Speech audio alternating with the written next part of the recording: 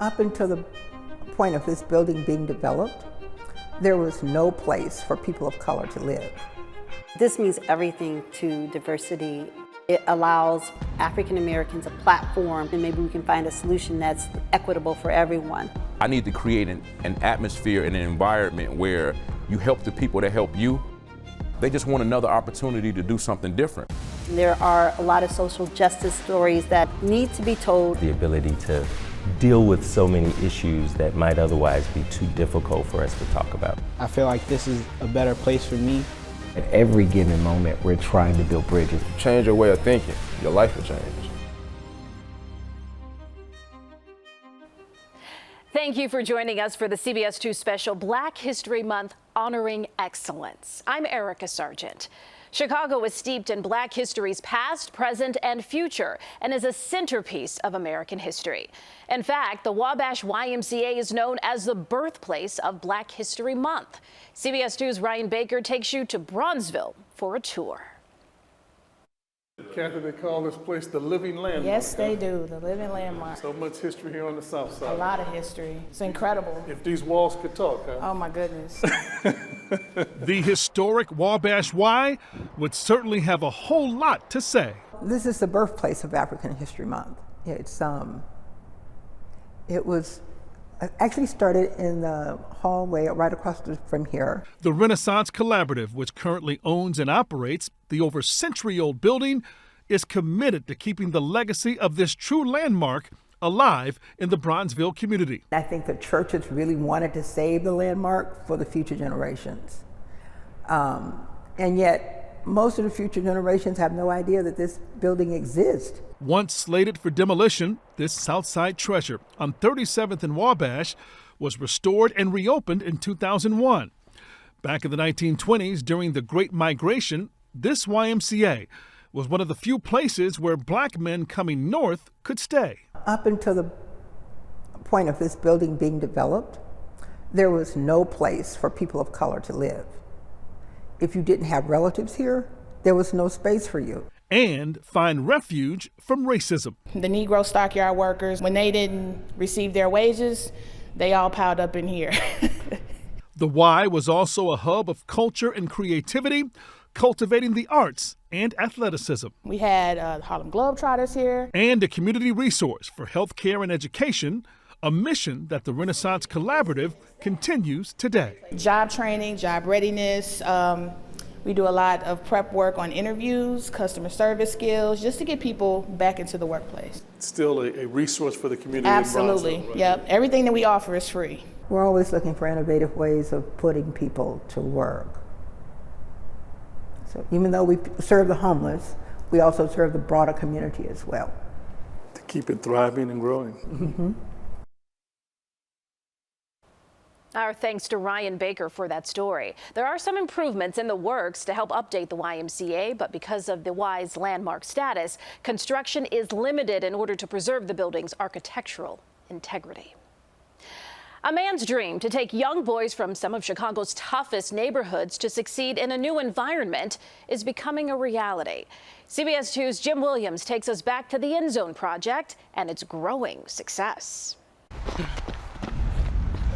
A bit of after-school fun. Yeah. For these middle schoolers arriving home in northwest suburban Barrington Hills. Here you go. The home purchased by Terrence Wallace, the End Zone Project's founder, gives these 10 boys the opportunity to attend 8th through 12th grade in the highly regarded Barrington School District. I take legal guardianship of kids from the inner cities of Chicago. The beautiful part of this is that we don't separate them from their biological moms.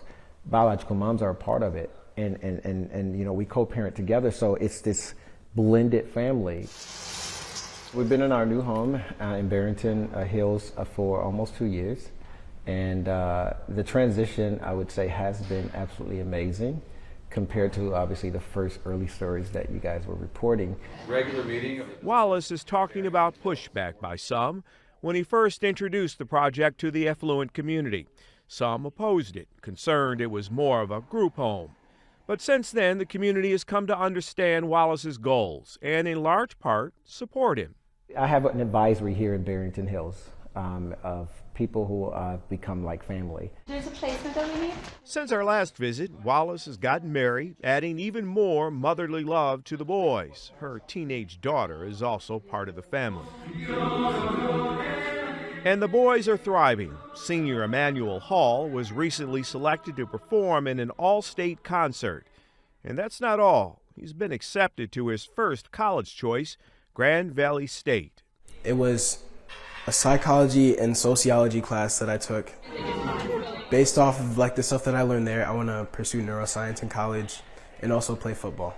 The boys are keeping the family busy, participating in clubs and sports. I've been here since basically almost the beginning.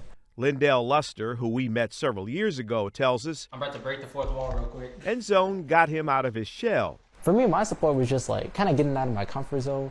Because in 8th grade, I didn't talk to anybody. No, I didn't talk to nobody. I just sat in a beanbag in a corner on my tablet and just sat by myself on my lonesome. I didn't mess with nobody. It's not like I didn't like them. It's just that I was uncomfortable talking to people. Now, all of a sudden, I'm a senior. I'm just chatting it up with everybody. It's just easy for me to make friends. Lindell helped start the Black Student Union at the high school. He's heading to college in the fall to pursue mechanical engineering. Happy birthday. From celebrating birthdays and successes, there are bumps and growth along the way. 8th grader Derek Smith knows that all too well. It was like a struggle to get here, and it was like an even bigger struggle to leave and then come back. Derek went back home for part of the year after becoming homesick. Where I was out there in Chicago and where I am here, I feel like this is a better place for me. Lindell, when asked what he gives back to the Barrington community, the answer is simple yet powerful. Friendly face, because all these stereotypes of black people and doing all this stuff and all that type of stuff. It's like everybody in this house is nice. I think that we have struck gold how they show up at school. Not trying to be anything that they're not, which means that they haven't given up their black card to participate in Barrington High School. And that's the part that I really, really appreciate. It's not work. This is our family, and we're fortunate that we have the right support. That was Jim Williams reporting. Wallace also helps the boys through college. His goal is to have the young men give back to their communities that they come from. Ultimately, he wants to use the End Zone model to create at least 100 family homes with guardians across the country. Using her creativity to document a changing history. Coming up, meet a woman that's sharing a message of freedom through her works of art. Non-stop news, streaming on CBS News Chicago. What's happening as it's happening. Thank you for joining us here on the stream. More stories, more first alert weather, more information. No waiting. Streaming on CBS News Chicago. Weekdays from 7 to 9 a.m.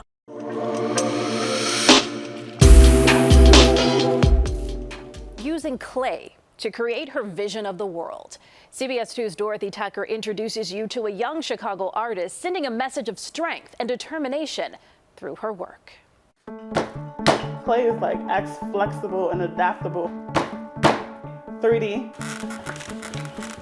I can hold it. I'm using my hand so you can actually see my hand in the work. You can also see her history in Kenya Moffett Gardner's art.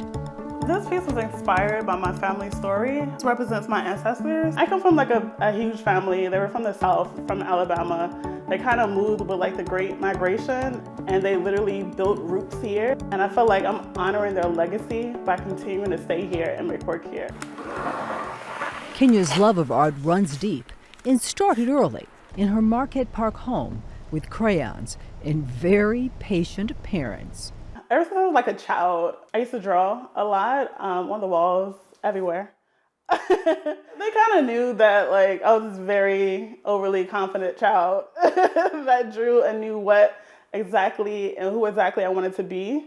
So they kind of let me express myself. They bought me supplies, and my family kind of embraced my entire being. By college, the flexibility of ceramics called, and the need to create not just her work, but herself. We see ourselves every day. You look in a mirror. So the first kind of inspiration was myself. Seeing myself in the mirror, seeing how I saw myself and seeing how other people saw me. The way the world sees people of color weaves its way through much of Kenya's art. All my work is intentionally painted brown or black because because I want the viewers to see themselves reflected as like a mirror. My sculptures don't stand up straight. They're like twisted or bent or curved. They stare at you or they're staring away. It's just like a hidden layer of anxiety. Her art also reflects political movements that are changing history. I've made work about the Black Lives Matter movement and how it inspires me to create work about the fragility of Black life. I feel like clay kind of like lends that material to me as well because clay is also fragile. And so I try to connect them together. And Kenya wants to connect more people with her work, but says that making it big in the art world takes a lot of hard work and a little luck. She turns to Instagram, cold calls, and sheer determination. I just try to break like doors down, honestly. If I can't find a way somewhere, I just make a way. You're gonna see my name. You're gonna see my work. Kenya is currently working on a solo show. Right now, you can see her on Instagram. Check out Kenya Cree. Dorothy Tucker, CBS 2 News. Kenya also says in the future she hopes to be able to create more spaces for Black artists to work, especially Black ceramicists who need kilns and lots of room to fire their work. A message of understanding and inclusion. CBS 2's Mugo Adigwe takes us to Chicago's famed Bronzeville neighborhood, where a husband and wife are offering artists like Kenya a place to showcase their talents to the world. I like this one over here with Albert's. The artwork is beautiful and it's amazing, but it does tell stories. There are no words in the stories at Gallery Guichard. The art here focuses on Black life around the world in stunning images that shake the soul and awaken the mind. He highlights the hair, the features, but he also speaks to scarification, which is where the learning happens. Andre and Francis Guichard are accomplished artists and husband and wife. They call this building at 47th and Vincennes home, literally. More on that in just a bit. Their gallery is a labor of love, an ode to each other and to Bronzeville. He mentioned Bronzeville, and I immediately said it had to be here. It allows us to beautify 47th Street and then bring in other businesses as well. And it allows for the community to engage in art that they normally wouldn't have the access to. Another important goal, to give multicultural artists a way to show their work to the world. What does this mean for the Black community, especially when it comes to representation in art? This means everything to diversity, and it allows African Americans a platform to be able to get their artwork out. The building also provides several artists a chance to live and create in the same place. We're also partners in the Bronzeville Artist Loft, which is an 18-unit artist live workspace. The gallery is housed on the first floor. Artists like Raymond Thomas and Alfred Bruton have apartments upstairs that double as studios. So do Andre and Francis. For lack of a better word, I think of it as a commune of artists and collectors and creatives. And there's plenty of history here too. Next door you'll find the Great Migration Garden, a nod to a key time in the history of African Americans. Which is a tribute to the over 1.5 million African Americans that migrated from the south to the north and here to Bronzeville. And this community is the sacred ground where they landed. To the Guichards, all African life and art is sacred. As African people, we are on all 7 continents. Part of our mission has been to showcase and connect artists of the whole African diaspora, understanding that we're the same. As part of their bridge program, Francis and Andre have visited several African countries, bringing art from Chicago and bringing back art from the continent. It's an opportunity to share a wealth of information with another culture. As Francis loves to say, art helps people understand each other. There are a lot of social justice stories that need to be told through art because it softens the conversation. Now you get a discussion that's going on, and then people are actually thinking of solutions. And that can make the world a better and gentler place. We find out that we're all just people, and that we all have dreams and aspirations. In Bronzeville, Mugo Adigwe, CBS 2 News. Beautiful. Gallery Guichard is hosting a special exhibit for Black History Month. For details, log on to galleryguichard.com. Still ahead, newly released iconic images documenting Black life in the early 20th century. And a Southside entrepreneur that's using his craft to help build a better community. We'll be right back. The CBS 2 First Alert Weather Team keeps you prepared day and night. Start your day with meteorologist Laura Bannon. Whether it's severe weather that can change your life or inconvenient weather that can change your day, you'll know before you head out the door. And end your day with Chief Meteorologist Albert Ramon. We make sure you know what weather's headed your way tomorrow, so you'll be prepared before your head hits the pillow tonight. Keeping you prepared around the clock. The First Alert Weather Team, only on CBS 2.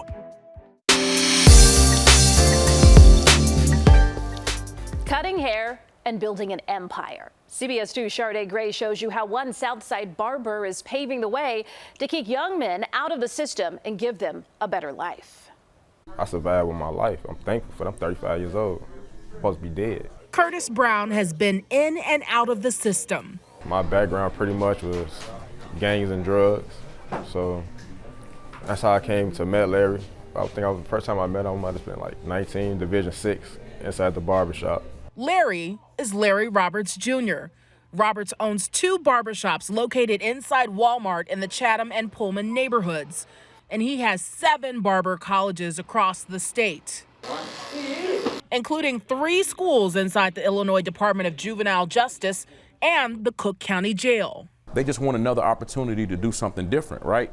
But if we don't give them that opportunity, and if all we do is talk about them and badmouth them and say they'll never be no good, then they're going to continue carjacking, playing the credit cards and, robbing and stealing. Roberts started the program in Cook County Jail in 2010 as a way to build a better community.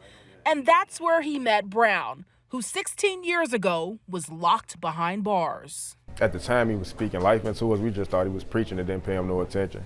So it actually took me going into that same division like 4 or 5 times before it actually hit me. Larry opened his Barber's College in 2004, and since then, more than 2,000 students have graduated. Nearly 4,000 have attended, with a 52% graduation rate. So another classroom back here. To make sure students leave Larry's Barber College without student loans from the $17,000 tuition, Roberts created the Data Foundation Incorporated, a nonprofit organization to help provide financial resources to students and correctional facility inmates. They can't touch the floor until they've been in class for at least 8 weeks. Roberts says there's a stigma that cutting hair isn't a real job. We can be responsible for somebody's death sitting in our chair, literally inside a barbershop or a beauty shop, right? We have to learn about HIV, AIDS, malaria, hepatitis, electricity and light therapy, microbiology, folliculitis. Roberts isn't just trying to teach his students how to cut hair. I'm trying to teach about paying taxes, having 401k, having an exit plan, having something to retire to. Larry Roberts Jr. is someone you should know. You might remember that phrase more than a decade ago when CBS got an inside look of his jailhouse barber college. He says a lot has changed since then. From 2012 to now I've become more disciplined.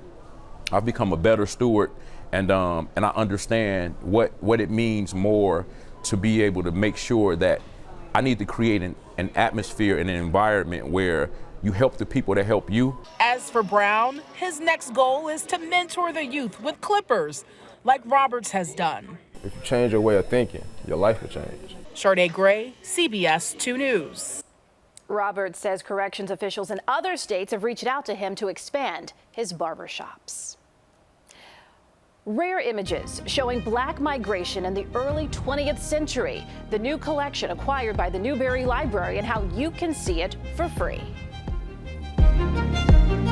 Chicago is real. The people here are real, and they want their news to be real, I think. We are doing something for our own community. They're all busy.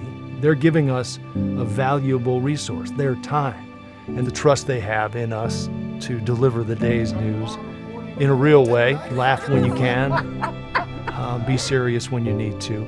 And that's alive and well on our set. We all get along great. We enjoy working with each other. You can't hide that, and it's on display every night. Black history in living color. That's how some describe the newly acquired and rare images at the Newbury Library in Chicago. It's from a critical period in U.S. history early in the 20th century.